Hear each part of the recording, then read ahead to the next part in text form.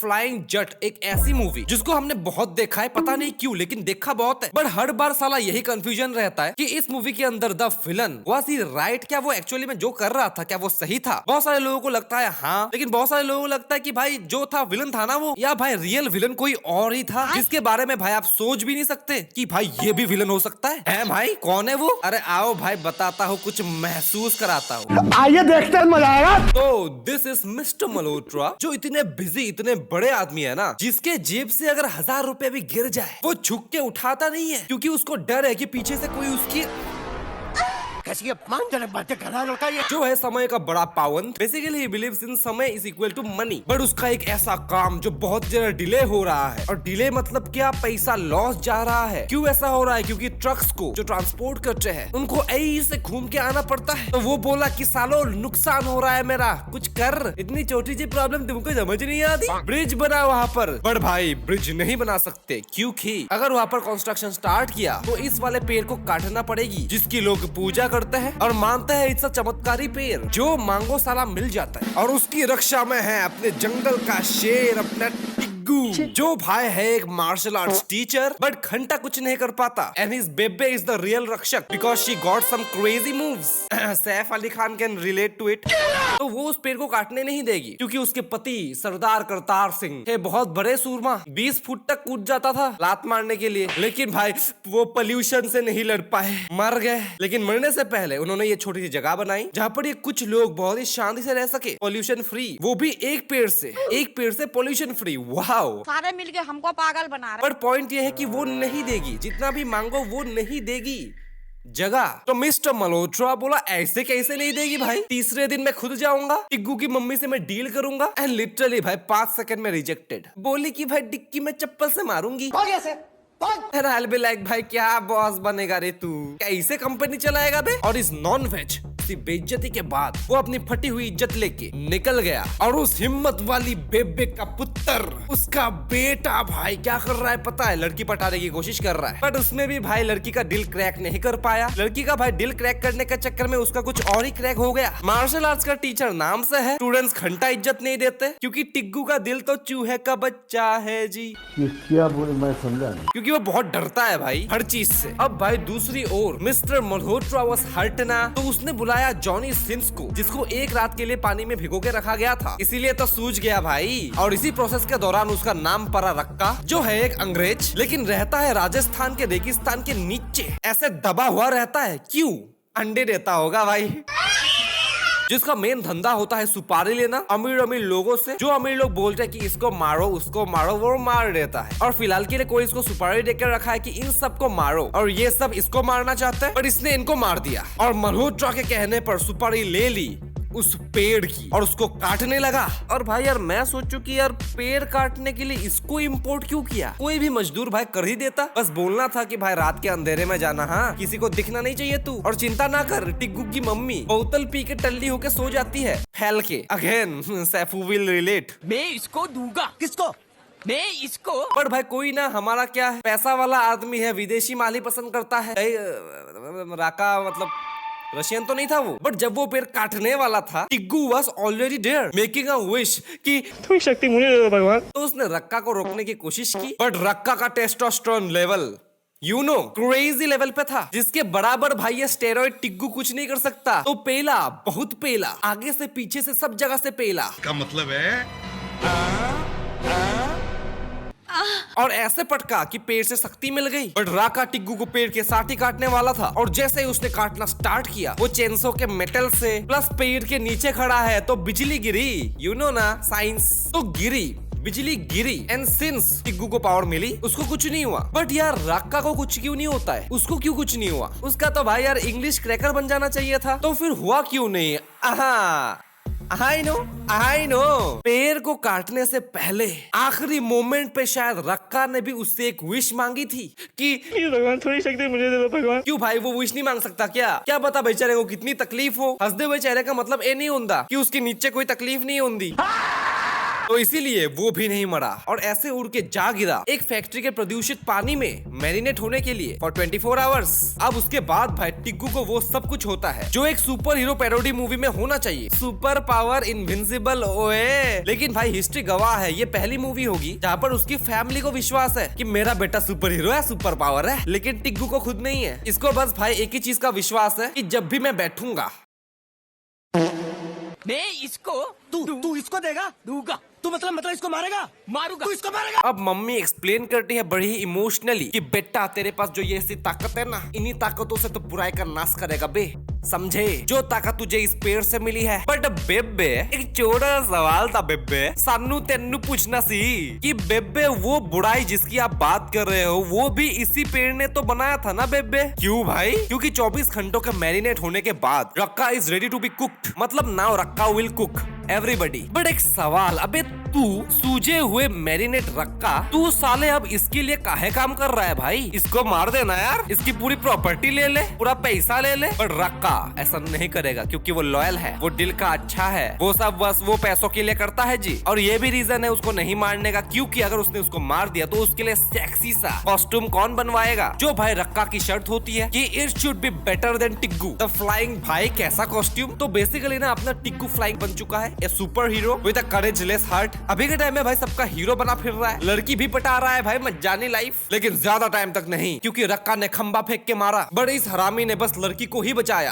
बाकी लोगों को नहीं। और इसी सेल्फिशनेस और डिस्क्रिमिनेशन पे रक्का को गुस्सा आया और इसी गुस्से में उसने फ्लाइंग को तोड़ा। बट उस टाइम में भाई रक्का का टेस्टोस्टेरोन थोड़ा सा लो चला गया है एंड टिग्गू थोड़ा सा ज्यादा पावरफुल हो चुका है। क्यों? बिकॉज ऑफ उसकी पेट की गैस जो अभी बाहर नहीं आई है बट उसके सिर पे चढ़ चुका है, क्योंकि भाई वो रक्का को खेत में घुसा देता है, खेत के फसलों में घुसा देता है ऐसे। और मैं सोचू भाई इससे इसको क्या नुकसान पड़ेगा भाई, इसको क्या होगा खेत से? और फिर मुझे पता चला कि हाँ दिमाग तो लगाया है पाजी ने कि देखो वो पोल्यूशन से बना है ना, तो नेचर मदर की गोद में, समझे ना। लेकिन भाई मैं फिर भी बोलूंगा कि उसकी पेट की गैस उसके सिर पे चढ़ चुकी है, बिकॉज वो रक्का को मारता ही नहीं है। वो कहता है कि I can kill you but I will not, क्योंकि मैं तेरे जैसा नहीं हूँ, मैं हीरो हूँ हीरो। और हीरो ये सब नहीं करता जी, पब्लिक की नजरों में मेरी इमेज है भाई, मेरी भी पीआर टीम है, मेरी इमेज खराब नहीं कर सकता तो मैं तुझे नहीं मारूंगा, ये ले।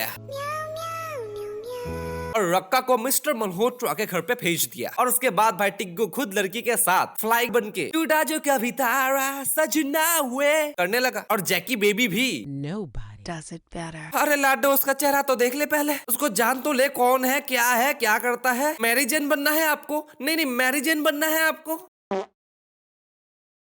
हाँ नहीं किया, good. But can meet my best friend Aman. टिग्गू को भाई फ्रेंड जोन कर दिया, बेस्ट फ्रेंड बोल दिया, समझे ना? बेस्ट फ्रेंड, दोस्त, बेस्ट फ्रेंड। और फ्लाई के साथ टूटा जो कभी तारा सजना हुए। भाई हमेशा ऐसा ही क्यों होता है? नहीं क्या दिक्कत है? सुन मेरी बात, इट्स हर चॉइस। लेकिन एनीवेज उसके बाद जब उसको पता चला कि टिग्गू इज द फ्लाइंग, फिर क्या हुआ? बीट पे बूटी। अब मुझे आप बोलो, मैं कुछ नहीं बोलूंगा भाई, बोलूंगा तो मिसोजिनिस्ट बोल देंगे, मैं कुछ नहीं बोलूंगा। आप जो बोलो मैं वही मान लूंगा। कमेंट्स में चलो कुछ ना कुछ बोलो इसके बारे में, मैं मान लूंगा भाई। झुक के रहना पड़ेगा मेरे आगे, क्योंकि मैं अपने में खुद हीरो हूँ। पर जो भी हो इसकी तरफ नहीं जाते हैं। दूसरी ओर भाई रक्का was absorbing all the pollution। तो भाई मेरा सवाल ये है कि पूरा ही ले लेना यार, make the earth green again, पूरा एब्जॉर्ब कर ले अपने अंदर। बट पॉइंट ये है कि भाई अभी वो बहुत ही ज्यादा बलशाली बन चुका है। वो जाता है एक मॉल में, लोगों को हाईजैक कर लेता है कि बाहर मत निकलियो। क्यों? क्योंकि मैंने बोला जब तक तेरा सुपर हीरो नहीं आएगा बाहर कोई नहीं जाएगा। And here don't get him wrong, उसने उनको हाईजैक किया क्योंकि वो सुपर हीरो को मार सके, जैसा मिस्टर मल्होत्रा ने उसको सुपारी दी। वो अपना काम कर रहा था, बस समझ रहे हो, काम कर रहा था, ठीक है। अब तो सच बोल दे बट फ्लाइंग छट से आ जाता है। बट इस बार है राका उसको छाट के बालों की तरह तोड़ के फू मार के उड़ा देता है, फू। और उसके बाद मिस्टर मल्होत्रा आता है और कहता है कि काश इस फ्लाइंग का क्रेडिट, जो इसकी हालत है, इसका क्रेडिट मैं ले पाता, बट ले ही नहीं सकता मैं, क्योंकि इसके जिम्मेदार ये दोगली जनता है, ये दोगली जनता। व्हिच आई एग्री, क्योंकि देखो भाई मिस्टर मल्होत्रा जिनको इस मूवी के अंदर मेन विलन दिखाया गया है, जो सिर्फ भाई अपने फायदे के लिए जीते हैं, पोल्यूशन फैलाते हैं, उससे उसको कोई मतलब नहीं, एनवायरमेंट की चिंता नहीं करते, सिर्फ पैसा कमाने पे ध्यान देते है ना, गंदा इंसान। बट भाई यार धरती के इंसान तो ऐसे ही होते हैं, बाकी ग्रह का पता नहीं, इंसान तो ऐसे ही होते हैं ना यार। डिफरेंस बस इतना है कि भाई वो अमीर है, इससे ही वो पैसा कमाता है फैक्ट्री से, तो वही विलन दिखता है। बट भाई द रियल विलन इस मूवी के हिसाब से is the Janata, the दोगली Janata. But मेरे हिसाब से मैं सच बता रहा हूँ, रियल विलन कोई और है, बताता हूँ, आप धैर्य को पकड़ के रखो। सो भाई मूवी के हिसाब से द रियल विलन इज जनता, जो दूसरों को ज्ञान देता है, उनको दोष देता है किसी चीज के लिए, बट खुद वही चीज करते हैं। सो भाई मिस्टर मल्होत्रा वाज अस जनता, एक नॉर्मल इंसान जो बस अमीर था, इसीलिए हम सबको रिलेटेबल नहीं लगा। और रही बात रक्का की, जो सुपारी लेता था, पैसों के लिए लोगों को मारता था, ही वाज अ क्रिमिनल, उसकी बात हम नहीं करेंगे। हम बात करेंगे 24 घंटे मैरिनेट हुए रक्का की। And in my opinion he was not a villain, he was a consequence. He was not at all made और created by the pollution, but he was the pollution. और भाई अगर आपको पता नहीं है, फॉर योर काइंड जानकारी, pollution से लोगों की जान जाती है, पोल्यूशन लोगों को मारता है। बट उसके बाद क्या हम आप पोल्यूशन को विलन मानते हैं, या उसके क्रिएट करने वालों को, जो आप और हम ही है? सोच के देखो। और फिर से एक चीज सोच के देखो कि भाई यार, कि इस मूवी के अंदर भाई लोग इतने दोगले है ना, इतने ज्यादा सेल्फिश दोगले है, कि सिर्फ उस पेड़ को काटने से बचाएंगे जिसको वो भगवान मानते हैं, पूजा करते हैं, चमत्कारी मानते हैं, चमत्कार हो जाता है उससे लिटरली। तो सिर्फ और सिर्फ इसीलिए हम इस पेड़ को काटने नहीं देंगे, और इसीलिए पूरी की पूरी सोसाइटी में उस पेड़ के अलावा कोई दूसरा पेड़ है ही नहीं। सब छोटे छोटे पौधे है, पौधे जो पौधे भाई मिस्टर मल्होत्रा के घर पे भी होंगे, उससे ज्यादा पेड़ भाई मिस्टर मल्होत्रा के घर पे है। और इन लोगों को कहीं और दूसरा पेड़ कट जाए, मर जाए, जो करे हमको फर्क नहीं पड़ता है। आप सोच के बताओ, कहीं और पेड़ कट रहा है तो क्या ये लोग जाके प्रोटेस्ट करते हैं? नहीं। कितने दोगले सेल्फिश है ना भाई, बस अपने मतलब का सोचते हैं, बाकी सबका बुरा हो जाए, फाड़ में जाए, बस हमारा अच्छा हो। बट यू नो व्हाट, हम तुम भी ऐसे ही है। और भाई ये भी सही आइडिया है वैसे, कि कोई चीज को अगर आपको प्रोटेक्ट करना है ना, तो वहाँ पर भगवान है। किसी तरह से अगर ये आपने प्रूफ कर दिया ना, तो भाई पेड़ कटने की प्रॉब्लम सॉल्व। लोग भाई एकजुट हो जाएंगे कि भगवान पे हाथ मत रखियो। काश भाई ये हर पेड़ के साथ होता, ना कि एक ही पेड़ के साथ, जिससे उनको फायदा मिलता है। फल मिल रहा है तो भाई यही पेड़ अच्छा है, बाकी अगर ये सब पेड़ फल ना दे तो इसका क्या काम भाई, काटो इनको। बात तो सही है।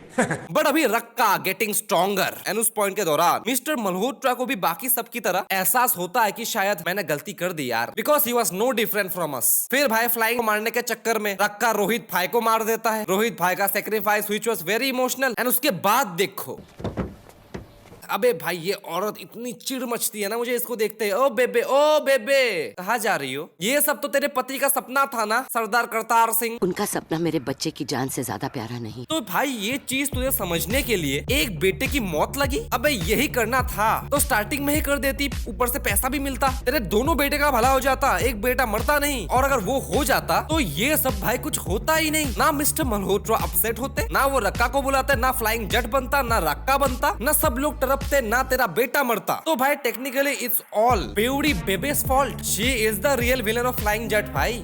क्या बात कर रहे हैं? अब उसके बाद भाई अपना टिग्गू फ्लाइंग फिर से रक्का को मारने जाता है। And this time he has the idea to be more powerful. क्या पगड़ी पहनूंगा? Wow logic. फिर भाई उसकी एपिक एंडिंग, जहां उसका पेट का गैस जो पूरी मूवी के अंदर बाहर नहीं निकल पा रहा था, उसके सिर पे चढ़ चुका था, वो फाइनली निकल जाता है और रक्का उसको सूंघ के मर जाता है।